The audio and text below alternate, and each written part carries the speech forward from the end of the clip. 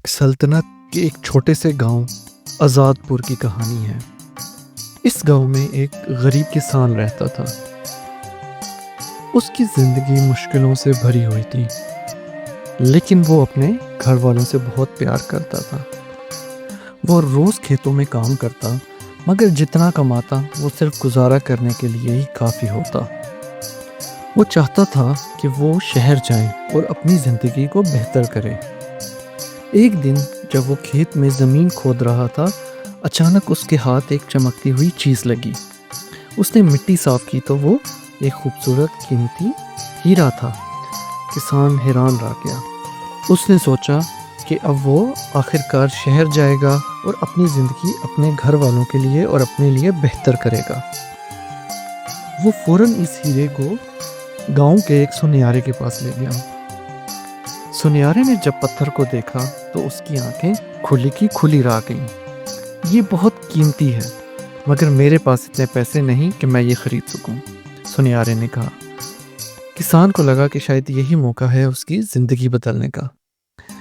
سنیارے نے کہا کہ تمہیں بادشاہ کے پاس جانا چاہیے۔ سنیارا ہیرا لے کے بادشاہ کے محل کی طرف چل دیا۔ سنیارا جب بادشاہ کے محل میں پہنچا تو بادشاہ کو اس نے ہیرا دکھایا۔ بادشاہ نے ہیرا دیکھا اور مسکرا کر کہا، واقعی یہ قیمتی خزانے میں سے ہے، تم بہت خوش نصیب ہو۔ لیکن بادشاہ خود چالاک اور ذہین آدمی تھا۔ اس نے کہا کہ میں تمہیں اپنے خزانے کی کوٹھی تک رسائی دیتا ہوں۔ تم سورج غروب ہونے تک وہاں سے جو چاہے لے سکتے ہو، لیکن جیسے ہی سورج ڈھلے گا دروازہ بند ہو جائے گا اور تمہیں باہر جانا ہوگا۔ کسان خوشی سے اچھل پڑا۔ وہ خزانے کے کمرے میں گیا اور خزانہ دیکھ کر اس کی آنکھیں کھلی کی کھلی رہ گئی۔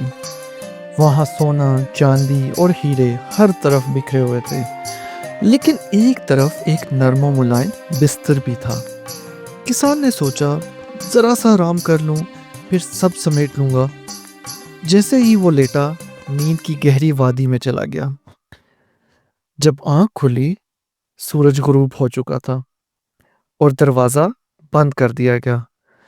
بادشاہ نے اسے باہر نکلنے کو کہا، تم نے اپنی قیمتی چیز نیند کے بدلے میں گنوائی ہے۔ کسان کا سر جھک گیا۔ اسے افسوس تھا کہ ایک پل کی نیند نے اس کی پوری زندگی بدلنے کا موقع چھین لیا۔